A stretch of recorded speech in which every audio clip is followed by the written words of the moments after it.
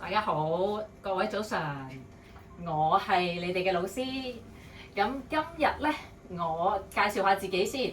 我就叫 Angie 啦，我就從事美容行業咧都有20年嘅經驗㗎啦。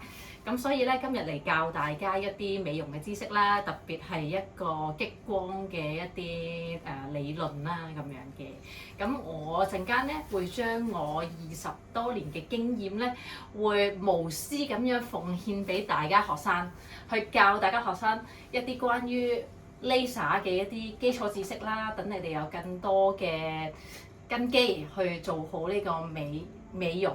或者可能我哋在座有啲人啦，就未入呢個行業嘅，咁可能聽多啲嘅話，或者又會有其他得着咧咁樣，又會對呢一行有興趣咧咁樣。咁今日咧，我哋咧就會教一啲 Laser 嘅 theory 啦。咁我哋陣間咧，首先就會講關於一個 super long pulse 啦。咁我哋呢個 super long pulse 咧，最常見其實咧就會係用喺呢個 nail infection 啦。亦都可以係去除一啲顯眼嘅一啲 blood vessel 嘅。咁我哋會用呢個 super long pulse 啦，去幫客人去做一個 anti-inflammation 啦。同時我哋亦都可以用 Versa 去解決一啲 PIH 嘅問題嘅。